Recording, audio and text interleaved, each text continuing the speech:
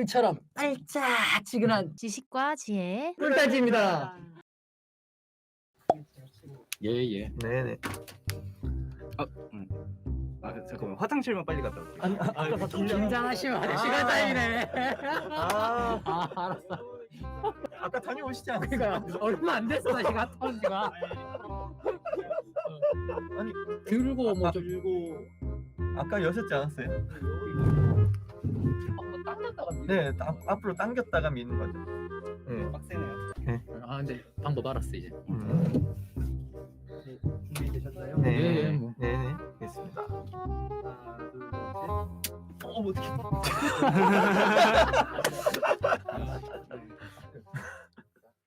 여러분의 책을 대신 읽어드리는 방송 지금 시작합니다. 와. 네, 그러면 오늘 첫 방송이니까 자기소개부터 한번 해볼까요? 김원생 김기현이라고 하고요. 네, 저는 지금 심리학 전공으로 상담 전공을 하고 있고 박사 과정을 수료해서 아직 대학원생입니다. 그래서 네, 원생으로 했고요. 네, 토론도 함께 즐겁게 했으면 좋겠습니다. 잘 부탁드리겠습니다. 오, 전문가 삘이 나네요. 아, 전문가 되고 싶습니다. 곧 되실 거잖아요. 아, 되실 거니까 교수님. 교수님 한 번만 봐주십시오. 그럼 전가요? 네. 저는 책돌이라고 하고요. 저 같은 경우에는 아직 원생이 아니고 학부생입니다. 여기서 제일 제가 젊고 동갑 아니에요. 절대 동갑 아닙니다. 제일 나이 떼동갑이겠습니다. 오해하실까봐. 네, 지금 저는 통번역 프리랜서로 일을 하고 있고요. 그리고 이제 브라질에서 상당히 오랫동안 살다가 온 교민 출신입니다.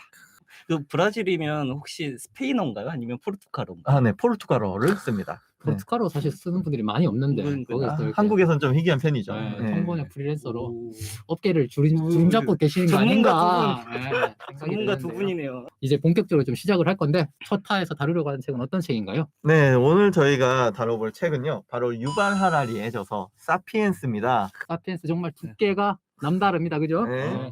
이 책은 좀 어떤 내용을 담고 있나요? 네, 먼저 이 1부부터 4부까지 총 나눠져 있는데요. 먼저 그 인류의 시작부터 오늘날까지의 이 사회 기술의 진화 과정을 한 권에 다 밀어넣은 책이에요.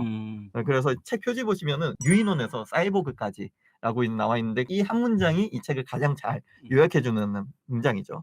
먼저 1부에서는 원시 인류가 이 지능을 가지고 다른 동물들과 차별화되는 그런 이제 원시부족 사회 만들어가는 선서 시대를 어떻게 이뤄가는지를 보여주고 그걸 인지혁명이라는 단어라고 말합니다.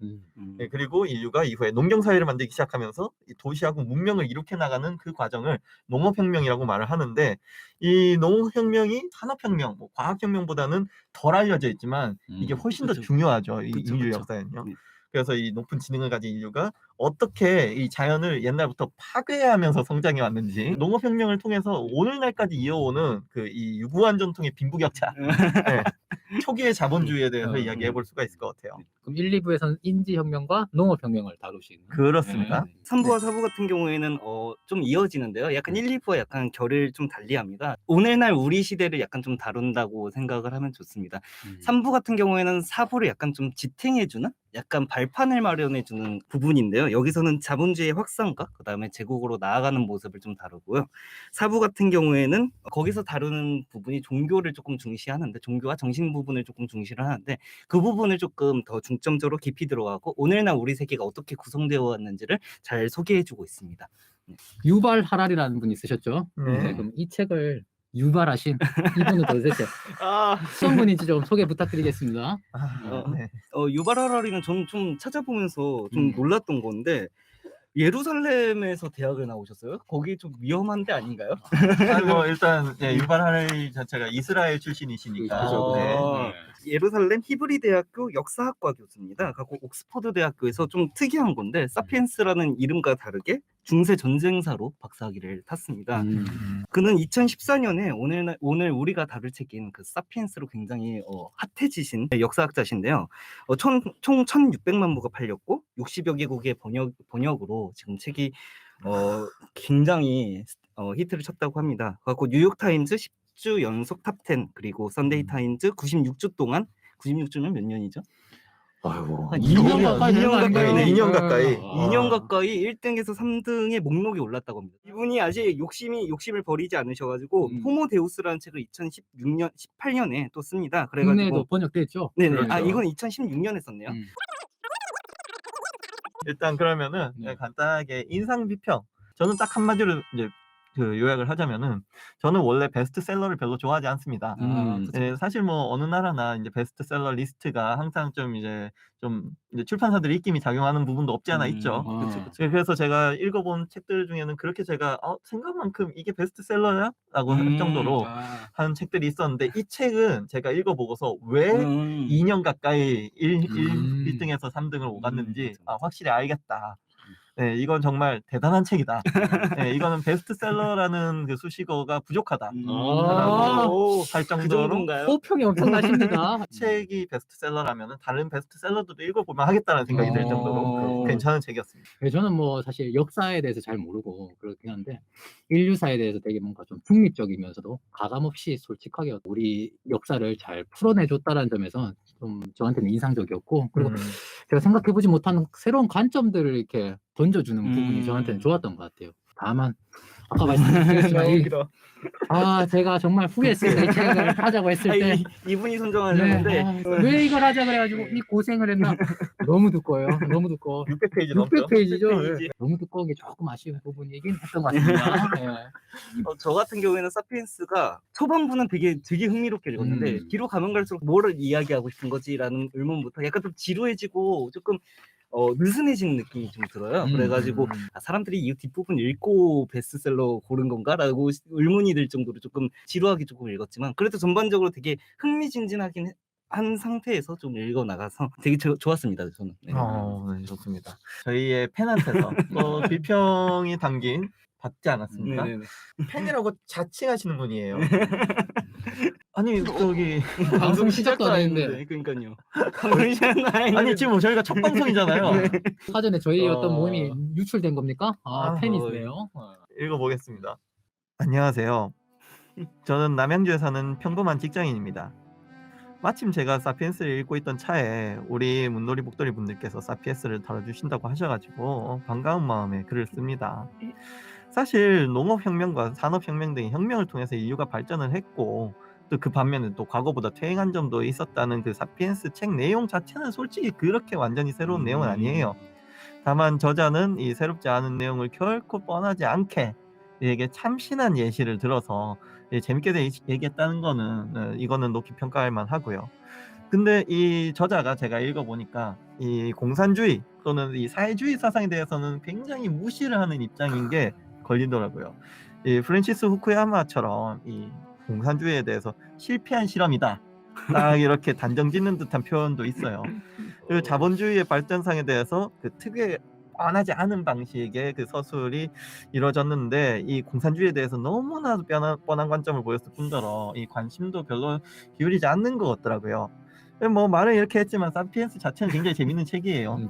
다만 이 동양에 대한 이해 그리고 공산주의에 대해서 저자가 좀 더 균형 잡히게 좀 관점을 가졌다면은 저는 훨씬 더 이 책을 높게 평가했을 거다. 저는 이렇게 봅니다. 이거 보내주신 분이 너무 궁금합니다.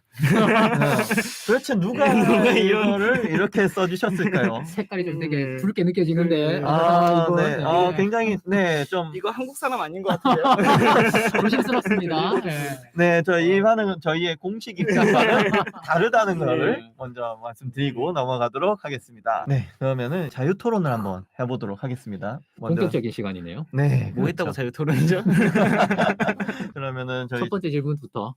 질문 주시죠. 동물 권리를 이유로 일부의 사람들, 예를 들어서 비건이신 분들이 고기를 먹고자 하지 않는 것에 대해 대다수의 사람들은 어떤 이유로 고기 먹는 것을 합리화할까요? 네, 사실 이 질문은 제가 처음에 여러분들이랑 나눠보면 좋겠다고 했었는데, 뭐 책의 주류 부분은 아니지만 저자가 동물 권리나 뭐 이런 것들도 좀 약간 고려하시는 게 싶어서 제가 좀 질문을 해봤고, 제 개인적으로도 좀 채식을 좀 이렇게 생활을 하려고 하다 보니까 이 부분에 대해서 다른 분들은 생각하시는지 얘기가 좀 듣고 싶었습니다. 채식을 직접 하신다고요? 저도 이제 비건 생활을 하려고 애를 쓰고 있고 하게 된 지가 이제 한 2년 되어 가나요? 네, 좀 됐네요. 꽤 오래 하셨군요. 뭐 중간중간에 뭐 고기를 먹어야 될 때는 먹긴 하지만 통제 가능한 범위 내에서는 네. 안 먹어 지내고 있죠. 그러면은 이 비건을 시작하시게 된 뭐 계기나 뭐 그런 게 있으신가요? 제 개인적인 얘기지만 이 사실 음. 비건을 시작하게 된 게 사실 제 아내의 영향이 컸는데 저는 막 어. 오랫동안 이렇게 동물에 대해서 좀 이렇게 권리 뭐 이런 것들 좀 강조를 했었고 어느 한 번은 이렇게 영상을 봤는데 우리가 동물을 죽일 권리가 있느냐 제가 거기에 대해서 뭔가 대답이 안 나오더라고요. 연사의 어떤 강의를 듣고 나서 제가 개인적으로 이제 내가 저 답들 내 나름대로 하지 못하면 나는 좀 고기 먹는 걸 안 해야겠다 이런 생각을 하면서 시작하게 됐죠. 되게 그렇군요. 경건하시네요. 하지만 언제든 돌아갈 수 있습니다. 저는. 네, 뭐 제가 이렇게 말을 했지만 돌아갈 수도 있고. 사실 이 채식이라는 게 아직 우리나라에서 굉장히 어렵거든요. 왜냐하면은 뭐 채식 그 전문으로 하는 식당도 굉장히 미비하고 그리고 또 돈이 많이 들죠. 저는 채식을 지금 아직 하지는 않지만 저는 채식을 굉장히 지지를 합니다. 사실 이 육류를 소비하는 행위 자체가 뭐에서 비롯됐나 얘기 생각해 보면은 저는 전통이라고 생각하거든요. 그냥 그래요? 그리고 과학적 사실도 물론 포함되어 있고요. 왜냐하면은 사람이 뭐 여러 세대 동안 똑같은 어떤 식습관을 반복했을 때 문제가 생긴다면 당연히 바꿨지 않겠습니까? 근데 안 바꿨단 말이에요. 그 말은 일단 사람은 잡식성이라는 거는 확실한 것 같아요. 다만 지금 현대 사회와 옛날 사회는 환경이 달라졌어요. 뭐 예를 들면은 지금 육류를 소비하기 위해서 소를 많이 키우고 돼지를 많이 키우죠. 거기서 나오는 탄소 배출량이 어마어마합니다. 자동차 뭐 다른 공업보다도 이 농업 특히 목축업에서 나오는 게 어마어마하거든요. 그러면은 배출량을 줄이려고 노력을 하는 와중에 한쪽에서는 어마어마하게 뿜어내고 있으면은 저희가 뭐 아무리 다른 노력을 해봤자 그 효과가 굉장히 미미하거든요. 그래서 저는 그런 면에서 봤을 때 이제는 우리가 인류가 이 지금까지 하던 목축업을 이제는 좀 그만둬야 되지 않을까 하는 생각에서 저는 그 채식을 좀 지지를 하는 편이거든요. 제가 좀 궁금했던 건데 그게 목축업이 그렇게 좀 영향이 큰가요? 저는 무식해가지고. 네. 제가 그 어디서 반 다큐 같은 데에서는 네. 소대장님께서 말씀하신 대로 자동차 산업에서 나오는 우리 뭐 그 매연 이런 그렇죠. 것들에 대한 어떤 양보다 목축 그래요? 그 소를 키우면서 나오는 그 메탄 배출이나 이런 것들이 사실 압도적으로 많다 이런 얘기를 그래요? 하는데 다만 이제 그런 것들이 언론을 통해서 혹은 뭐 미디어를 통해서 잘 소개되지 않고 그런 것들이 좀 있다라고 알고 있어요. 왜 우리가 이렇게 육식을 하는 거에 대해서 정당화되고 사람들이 그것을 이렇게 지지하는지 이런 부분에 대해서 질문을 던진 게 이게 어찌 보면은 미디어의 어떤 좀 영향이 크지 않나 이런 생각을 좀 했어요. 아까 이제 소대장님께서 우리는 잡식성이 맞다 이런 말씀하셨는데 아마 주류에서는 잡식성을 여전히 옹호하고 있을 것 같습니다. 그렇죠. 근데 한편에서 이제 소수 측에서 또 의견을 제시하는 걸로 인간이 되게 장의 길이가 다른 어떤 육식 동물보다는 좀 되게 긴 편이고 이게 되게 그래요? 초식 동물이랑 좀 비슷하다고 하더라고요. 음. 장의 구조가. 그런 거 봤을 때 우리가 좀 더 초식의 어떤 식습관에 특화된 어떤 인체가 아닌가 뭐 이런 어떤 의견을 좀 제시하는 데도 있고 이제 문제 제기가 좀 시작이 된 그런 거죠. 이야기가 있다. 네, 그렇기도 하고. 이 육류 산업이 저는 제가 봤을 때 미디어가 굉장히 중요한 역할을 하고 있다고 생각을 하거든요. 만약에 처음부터 저희가 이런 게 약간 우리의 상식화되고 그리고 모두가 그것을 그 정당화하고 또 그거에 대한 이 과학적 이 사실을 서로 당연하게 받아들이는 사회가 된다면은 누구라도 네, 채식주의자가 되는 게 당연한 사회가 되는 거예요. 네, 그래서 저는 미디어에서 지금 뭐 요새 또 항상 먹방이 유행이지 않습니까? 이제 공중파까지 장악을 할 정도로. 그럼 먹방에서 보여주는 게 항상 뭐 육즙이 어떻고 마블링이 어떻고 하면서 뭐 이거의 뭐 풍미와 뭐 이런 것들을 막 이렇게 강조하면서 그런 육류를 소비하게 하는 게 결국에는 그 식습관하고 굉장히 긴밀한 연관이 있는 산업이에요. 결국 그걸로 이제 누군가는 큰 돈을 벌기 때문에 그것을 미디어에서 계속 그 재생산하고 있는 거고 사람들이 그걸 따라갈 수밖에 없거든요. 너무 충격적이네요 오늘. 전 제가 뭐 이렇게 말을 하지만 네. 여전히 이 갈비집 근처 지나가거나 삼겹살집 근처 지나가면 그쵸. 냄새가 주는 그 또 그쵸. 자극이 있지 않습니까? 네. 제가 또 파블로프의 개가 된 것처럼 이렇게 나올 때가 있기 때문에 뭐 사실 네, 맞아요. 저도 이렇게 말하면서도 또 고깃집 가면은 제가 또 어마어마하게 먹습니다. 잘 구우세요. 브라질에서 15년 동안 고기를 구운 짬이 있습니다. 다만 이제 제가 생각하는 거는 그렇다고 사람들이 수십 년간, 수백 년간, 수천 년간 이어온 이 육식을 한 번에 끊을 수는 없거든요. 그러면은 결국에 이런 거 어떻게 해소할 것인가? 저는 대체육 시장에 그 답이 있을지도 모른다고 생각을 합니다. 식물성 원료를 이용한 그 대체육 시장이 굉장히 지금 커지고 있거든요. 어, 굉장히 건강한 방식으로 기존의 그 이 목축업을 대체할 수 있지 않을까. 그래서 저는 뭐 개인적으로 관련 주식을 소유하고 있습니다. 비욘드 아닙니까? 아이고. 우리나라에 없는 걸로 제가 알고 있는데 저는 이 주식을 네. 알고 있거든요. 아, 그래요? 네. 소개 좀 이 해주세요. 미국에 있는 비욘드 미트 아닌가요? 아니요. 아니에요? 아니 그거를 말하는 거고. 아, 그렇구나. 네. 네. 아무튼 뭐 다양하게 있으니까 아, 찾아보시면 일단은 저는 뭐 스마트팜 음. 네, 이런 쪽이 확실히 뜰 수밖에 없는 구조예요. 음. 그래서 저는 그런 쪽의 주식을 장기 보유할 예정입니다. 아, 나중에 성공하시면 우리 모르는 척하는 거 아니에요? 성공하고 싶네요. 근데 말씀하신 대로 이 다양한 시도들을 하고 있잖아요. 뭐 어디에서는 이제 우리가 곤충을 이제 좀 영양분으로 이렇게 그렇죠. 섭취할 이런 베어그릴스가 근데 실제로 그런 것들을 네. 연구를 하려고 하는 맞아. 움직임도 있고 이미 그렇기 때문에 충분히 진행이 되고 있고, 아, 그래요? 네, 왜냐하면은 이제 콩으로 이제 식물성 단백질을 해봤자 동물성 단백질을 완전히 대체는 안 되거든요. 근데 그게 곤충이 할 수 있다. 네, 다음 질문으로 한번 넘어가 보겠습니다. 일제 식민 지배를 당했던 한국인의 입장에서 제국이 없었다면 인류는 지금처럼 발전할 수 없었다는 저자의 관점은 어떻게 해석할 수 있을까요? 그러니까 한마디로 식민지 근대화론이라고 하죠. 네, 우리나라도 이제 일제 식민지 36년 동안 겪으면서 그 일본에서 상당히 오랫동안 주장해왔던 우리가 너희를 지배해준 덕분에 너희가 이만큼 발전하지 않았느냐라는 논리를 말씀하시는 거죠. 이 책이 전반적으로 이야기하는 게 약간 좀 제국을 옹호하는 음. 뉘앙스가 있죠. 물론 확실하게 옹호하진 않지만. 그렇죠. 대놓고 옹호하진 않습니다. 네네네네. 네. 전반적인 뉘앙스가 제국이 있어야지 그런 어떤 문명이 어느 정도 발전되고 그것이 주변국에서 좀 퍼졌다라는 뉘앙스로 좀 이야기를 했습니다. 네. 네, 이런 식민지를 한번 겪어본 나라들 입장에서는 이거는 굉장히 그 받아들이기 힘든 이야기죠. 여기서 되게 제국을 되게 다양하게 보더라고요. 그러니까 음. 로마 제국도 있고 뭐 그 한나라인가요? 그 중국 네. 제국도 있고 이렇게 쭉 나아가는데 제국이라는 걸 포용적으로 넓게 정의를 잡고 나아가는 것이 아닌가라는 생각이 좀 들어서 좀 개인적으로 좀 은유적으로 봤어요. 그러니까 가고 침탈한다 이런 개념이 아니라 문명권 같은 느낌? 으로 좀 해석을 해가지고 저는 엄청 불편하다라는 느낌까지는 받진 않았습니다. 사실 정의를 넓혀 나간다면은 미국도 제국이죠. 네네네. 네. 미제국주의자. 네. 조심스러운데. 저희의 공식 입장과는 다르다는 것을 말씀드립니다.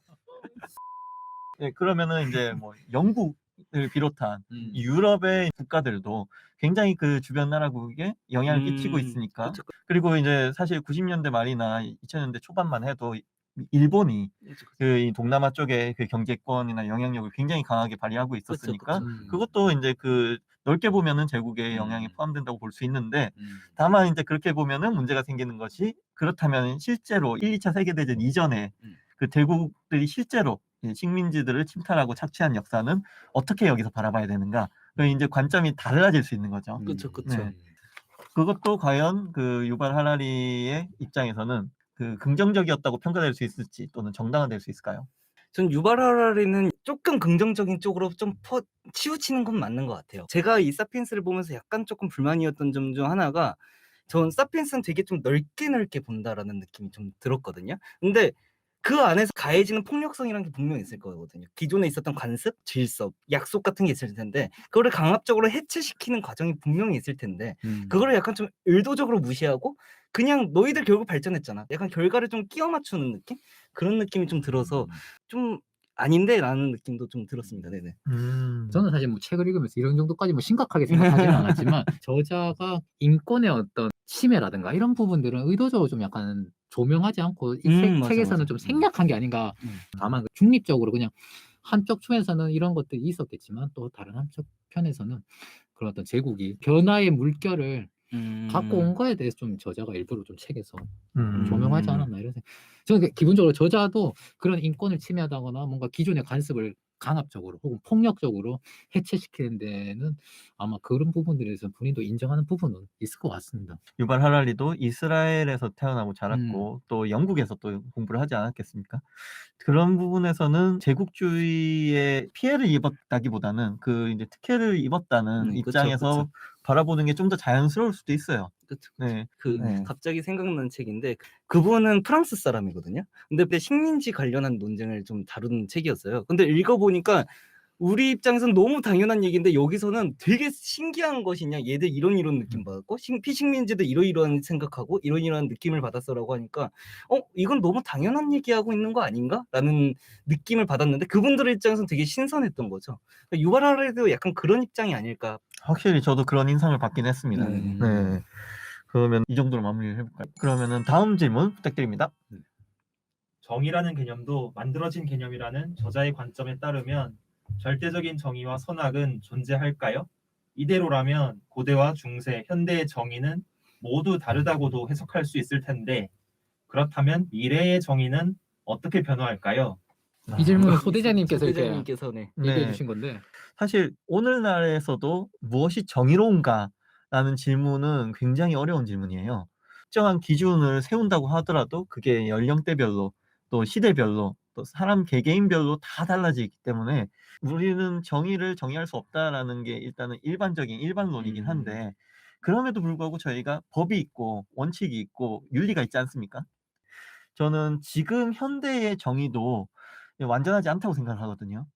근데 여기 이 사피엔스를 읽고 나니까 미래에는 우리 인류가 어떤 부분은 더 정의롭다고 생각을 하고 어떤 부분은 그렇지 않다고 바뀔까에 대해서 관심이 좀 많이 생기더라고요. 저는 근데 개인적으로 사실 정의라는 게 시대에 따라 좀 변하는 것 같고 우린 그 변화의 가운데 지금 있는 것 같아요. 왜냐하면은 인종차별이라는 것이 되게 당연시되는 시대가 있었습니다. 그땐 우리는 그냥 아무런 비판 없이 끄덕이던 시대가 있었는데 요즘은 뭐 인종 가지고 누구가 뭐 뛰어난 애 만에 말하면 그 사람 바로 그쵸. 손가락질 받잖아요. 그것이 이제 우리에게는 이제 하나의 어떤 정의, 시대에 따라서 이런 어떤 정의란 부분이 분명히 좀 변화되는 게 있다라고 생각이 좀 들고 네.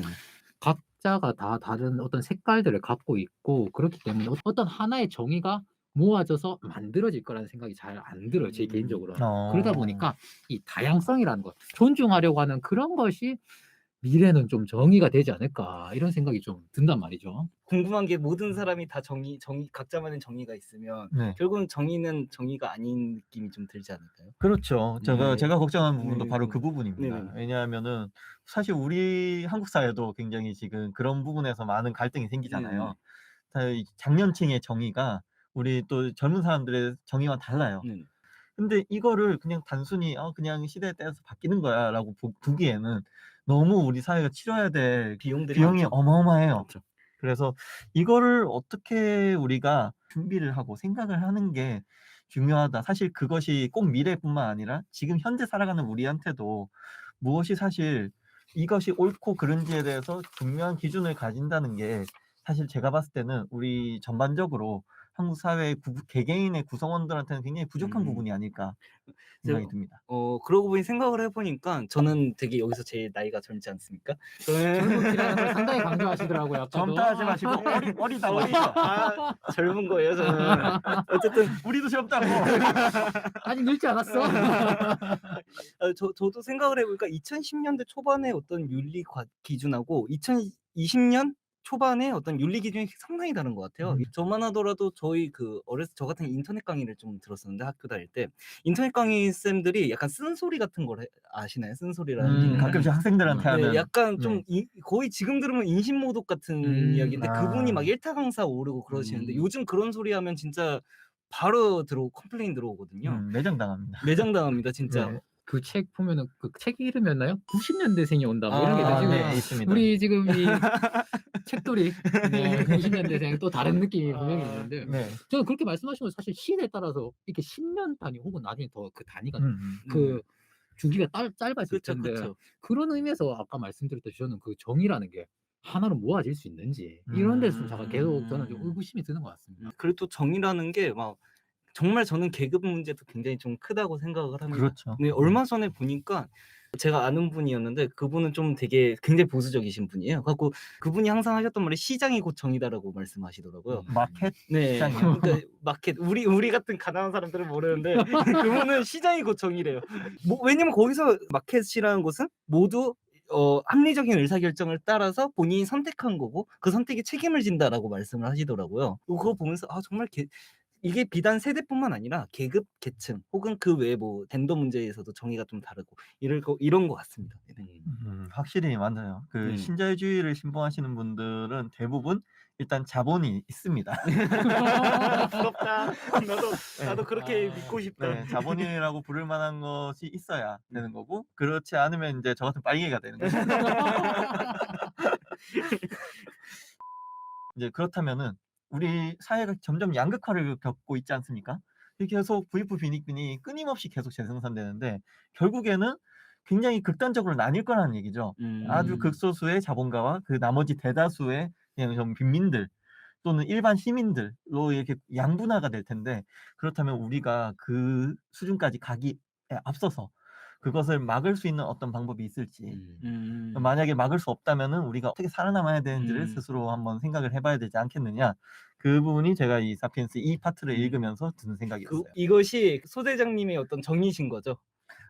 그렇다고 볼 수 있죠. 네. 음. 왜냐하면은 제가 봤을 때 충분한 사회적 어떤 컨센서스가 만들어지기 전에는 이 논의가 아무 소용없다는 거를 제가 느꼈거든요.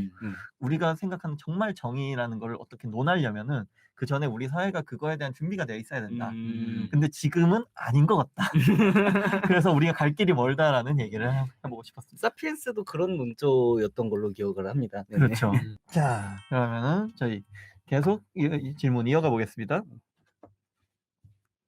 이 책 전반에 깔린 서양 중심주의적 관점에 대해 이야기해 봤으면 합니다. 과학혁명에 따른 동양의 패배와 서양의 승리라는 관점부터가 도식적이고 저자의 근대 동양에 대한 이해도 낮다는 생각이 듭니다. 어떻게 생각하세요? 이거 질문 제가 했지만 감히 교수님한테서 얘기를 할 수 있는지 지금 전 세계적으로 2천만 부 이상을 파신 분한테 동양에 대한 이해가 낮다고. 젊은 피 90년대생의 책이라고 봐주시면 될 것 같아요. 근데 이렇게 질문을 좀 이렇게 제기하신 게 이유가 있을 것 같은데. 뭔가 느낌이 동양에 대해서는 되게 좀 무지한 상태에서 글을 썼다라는 느낌이 좀 많이 듭니다. 서양사 책 보면 동양에 대해서는 약간 좀 필연적으로 접고 들어가는 느낌이 있는데 이 책은 나름대로 사피엔스에 대해서 다룬다 하면서 동양에 대해서는 왜 이렇게 조금 소홀하다라는 느낌? 소홀한 걸 넘어서 약간 편견으로 쓴 느낌도 몇 개 보이고요. 그렇기 때문에 조금 문제가 있다 사피엔스인데 제목이 사피엔스인데 라는 느낌이 들어서 이 질문을 한번 제기를 해보았습니다.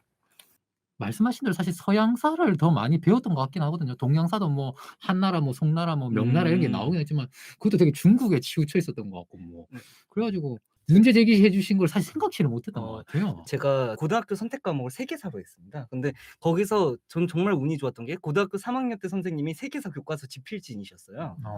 근데 그분이 항상 하셨던 말씀이 교과서 어떻게 쓰이는 줄 아냐라고 물어보셨어요. 그래서 교과서를 어떻게 쓰냐면 동양부터 먼저 쓰고 그다음에 인도 쓰고 그다음에 중동 쓰고 그다음에 서양사 쓴다.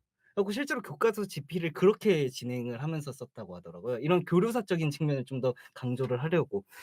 그러다 보니까 되게 서양사를 공부할 때 되게 교류사 중심으로 선생님이 많이 가르쳐 주셨거든요. 교류사가 뭔가요? 그러니까 동양과 서양이 어떻게 교류했고 어떤 부분에서 영향을 미치고 어떤 부분에서 영향을 받았는지에 대한 이야기를 중심적으로 다뤄서 저는 이 책을 볼 때 되게 좀 반쪽짜리다라는 느낌이 받았던 게 아마 그 쌤의 영향도 크지 않을까라고 생각합니다. 보고 계시나요? 제자 한 명 잘 키우셨네요. 한번 모시고 싶었었는데 한번. 그렇구나. 외국에서 이제 그 교육을 받은 사람 입장에서 봤을 때 저는 한 번도 동양사를 그 좀 비중을 높여가면서 배운 적이 없어요. 그래요? 네, 서양에서는 이제 서구권에서는 서양사가 세계사다.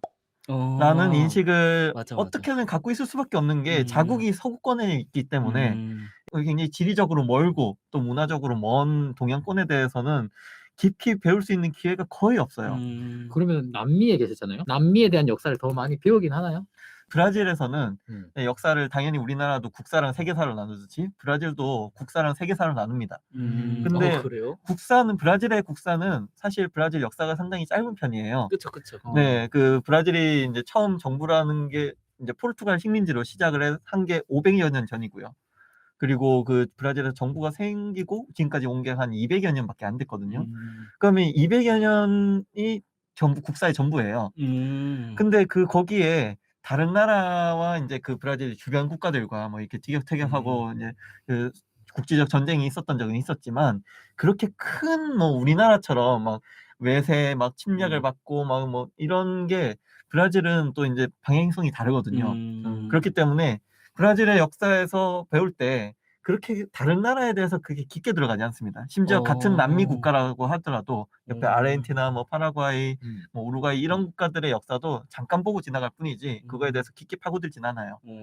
뭐 그 나라의 문화나 이런 부분은 더 그렇고요. 그냥 유럽 중심으로 배웁니다. 아, 근데 저는 어디서 듣기로 역사라는 게 승리한 사람들이 역사를 그쵸. 기술하고 그쵸. 자기들의 어떤 정당하고 입장에서. 옹호하는 정당화하는, 네, 그쵸. 입장을 설명하기 위해서 이렇게 쓰기 때문에 동양인으로서 아쉽지만 사실 서구가 지금 중심이 되어 가고 있는 상황에서 이 저자처럼 이렇게 좀 책이 쓰여질 수 있는 게 좀 자연스러운 과정인 거 아닌가 생각도 좀 그렇죠. 들고. 네. 다만 사피엔스라는 이름을 걸기에는 너무 부족했다, 동양에 대해서. 아, 상당히 그렇긴 해요. 저희가 초반에 얘기하지 않았습니까? 이스라엘과 영국에서 공부하신 분이 도대체 동양에 대해서 얼마나 이해를 많이 하셨겠느냐. 사실 뭐 동양에 별로 방문 안 하셨을지도 모릅니다. 네. 아니면 뭐 그래도 이 사피엔스가 한국에서 유독 많이 팔리긴 했습니다.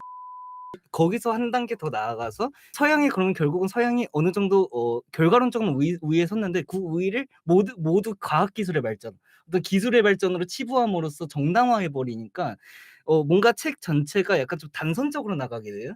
그러니까 기술 발전이 있고 결과론적으로 우리가 승리해서 이런 식으로 나가다 보니까 후반부가 약간 좀 늘어진다라는 느낌을 저는 인상 비평에서 말을 했잖아요. 네. 그 부분에서 조금 논리가 단순해져 가지고 그런 것이 아닐까라는 느낌을 좀 받았습니다. 네.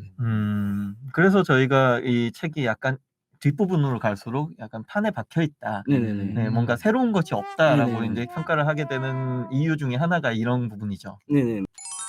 자, 다음 질문으로 넘어가 보겠습니다.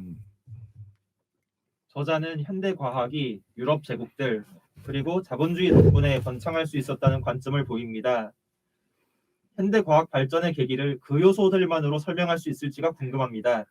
현대 과학 발전을 가능하게 했던 요인들 중 저자가 놓친 게 무엇이 있을까요?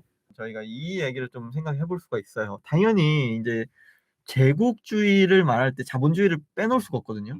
제국의 원래 그 원국에서 다른 나라들로 식민지들로 또 이 기술들이 퍼져나간 것도 부인할 수 없는 사실이긴 해요. 그렇죠.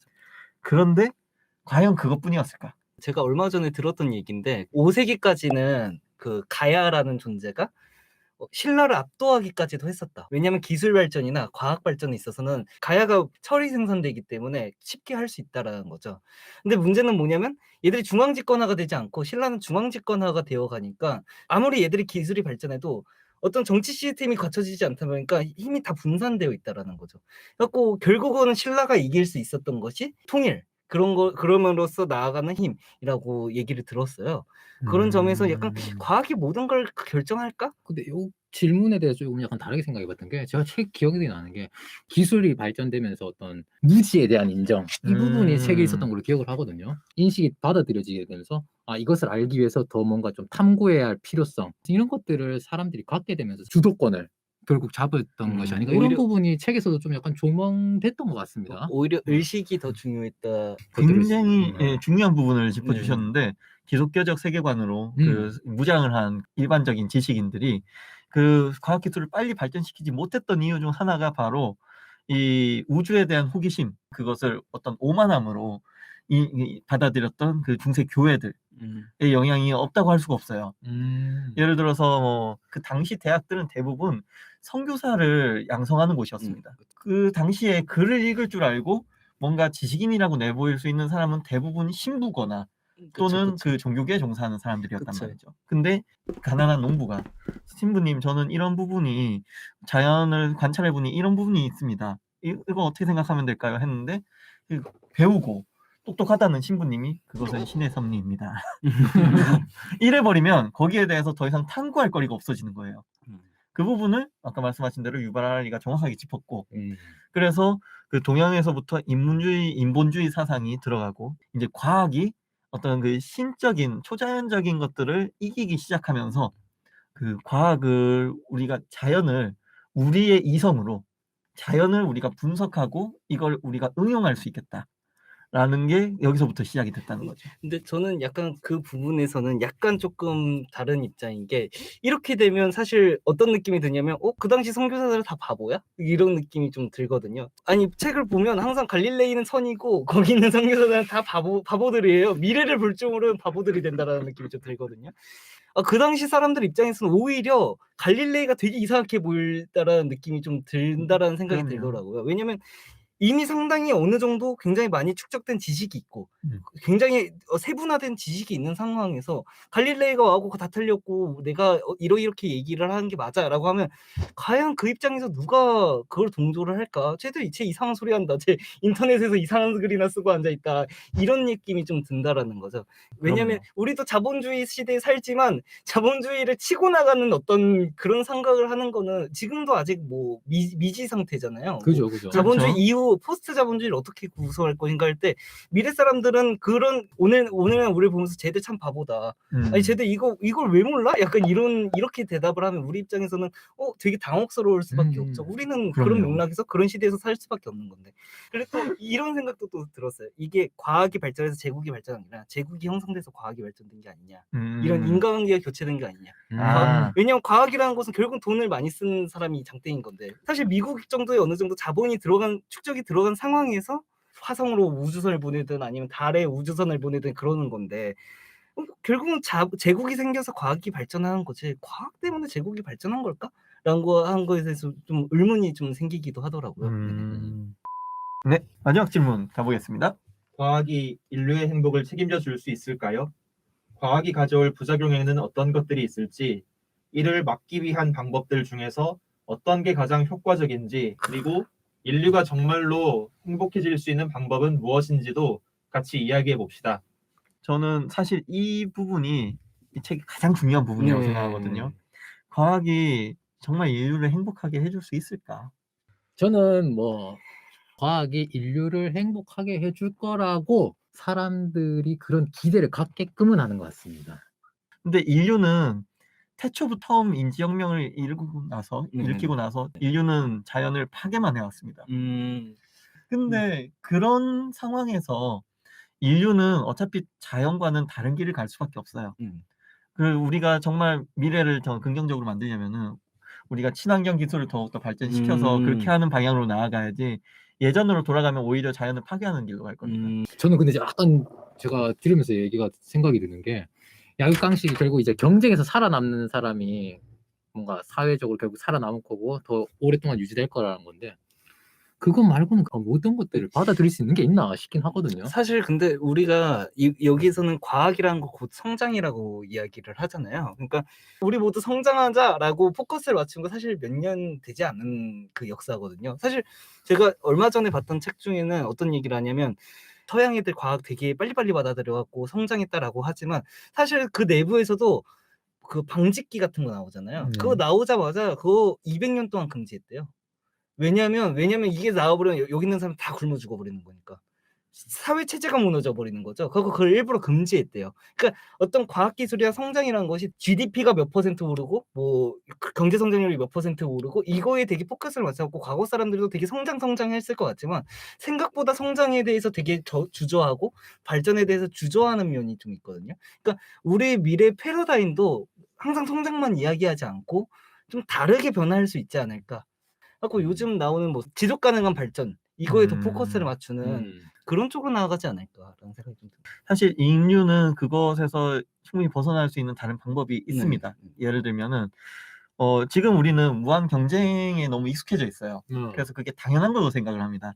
근데 애초에 그 경쟁을 한다는 얘기는 자원이 한정돼 있다는 그런 전제 하에서만 경쟁이 필요한 거지 자원이 모든 사람에게 충분하다면 경쟁은 사실상 무의미한 거거든요. 거기서는 경쟁이 화두가 아니라 분배가 화두가 돼야 됩니다. 근데 사실상 자본주의 사회 내에서는 그런 자연스러운 분배란 있을 수가 없어요.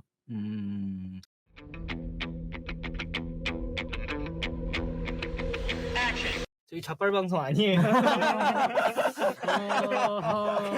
지금 약간 얘기 듣다 보니까 이거 국정원에서 찾아올 것 같은데. 다른 나라에 가야 되나 생각하고 있었는데 그래서 제가 이 부분에서 제가 말씀드릴 것은 결국엔 저희는 행복 담론을 추구를 하고 있잖아요. 네, 그죠? 어떻게 하면 인류가 행복해질 수 있는가? 거기에 관해서 봤을 때 저는 그 신자유주의적인 그 철저한 자본주의 하에서는 그것이 애초부터 불가능한 명제이고 거기에서 우리가 결국에는 수정자본주의로 나갈 수밖에 없겠느냐. 저는 그 얘기를 말씀을 드리고 싶은 거예요. 이 질문이 아까 네. 우리가 이제 정말 미래 행복해지기 위해서 네. 어떤 방향으로 가야 돼 이런 것들도 질문 주셨는데 한편 또 과학이 행복을 증진시킬 수 있느냐? 이 질문도 사실 좀 질문에 그렇죠. 있어요. 네, 그래서 또 맞아요. 그런 것들은 좀 다른 분들은 좀 어떻게 생각하시는지 궁금하기도 하고. 저는 그 부분에 대해서는 상당히 긍정적으로 봅니다. 음. 왜냐하면은 과학기술이 있었기 때문에 지금까지 그 인간의 환경 파괴나 또는 이런 인구의 폭발적인 증가가 가능했잖아요. 그러면 이 문제를 해결할 수 있는 방법도 저는 과학기술이라고 생각을 하거든요. 결국은 과학기술이 한다. 왜냐하면은 저희가 일단 뭐 친환경 재생에너지나 뭐 이런 부분이 상당히 저희가 아직은 인류 전체에서 미진한 단계입니다. 하지만 이것이 지금은 미진하지만 앞으로 여기에 투자를 계속하고 효율을 높인다면은 이것이 기존의 어떤 그 석탄, 석유, 화학을 대체할 수 있거든요. 저는 그렇게 믿고 있어요. 그 소대장님의 인식이라면 그러니까 희생되는 사람이 좀 있지 않을까. 방직기 얘기했었잖아요. 방직기가 200년 동안 금지된 이유가 그 사회 체제가 무너지니까. 근데 만약에 정말 방직기를 도입해가지고 GDP 성장하고 정말 국가 성장하면 되게 생산량 늘어나니까 좋아요. 근데 문제는 뭐냐면 거기 있는 사람들은 급격하게 붕괴된다라는 거죠. 그 사람들 다 나중에 평균 이하의 생활을 살았다라고 결론을 지어버리거든요.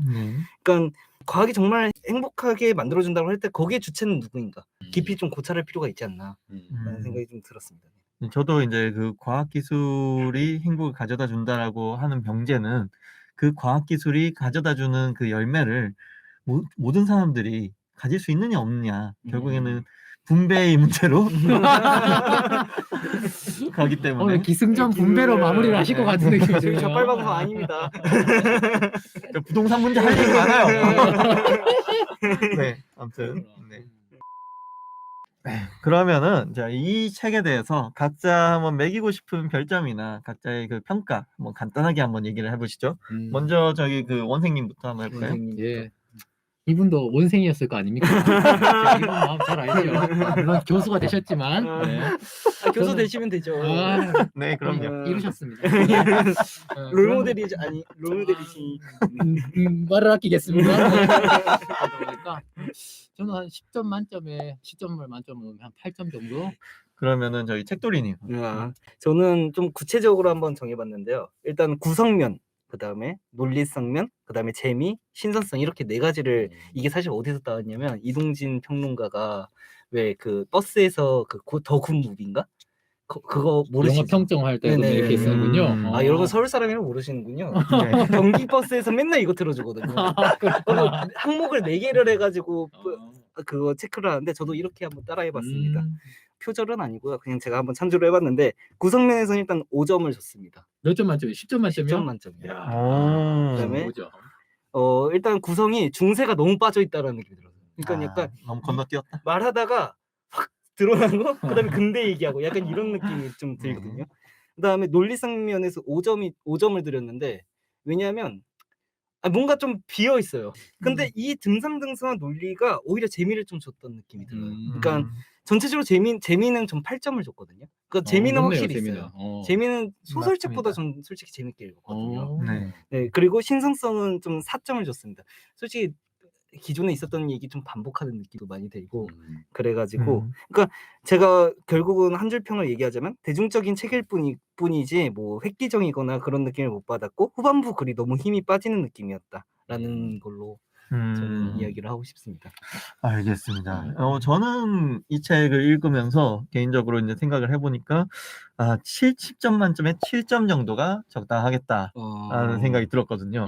그리고 저는 이 부분이 좀 아쉬웠던 게 어떤 사람들은 이 책을 한 권 읽고 나서 나는 이제 인류 역사에 대해서 다 안다라고 말하고 다니는 사람이 생길까봐. 네네, 지금 맞아. 네. 그럴 수 있을 것 같아요. 네. 왜냐하면은 정말 다양하고 넓은 분야를 한 권에 다 밀어넣는데 네네네. 성공은 했어요. 네네네. 네.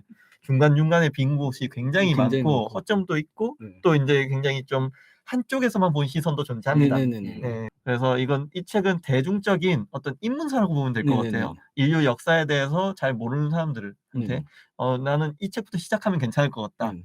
라는 입문서라고 보는데 다만 이 책 하나 가지고는 너무 부족하다. 네네네. 그래서 저는 7점을 주게 됐습니다. 자, 이렇게 저희가 사피엔스 저희 첫 책으로 선정해 보았습니다.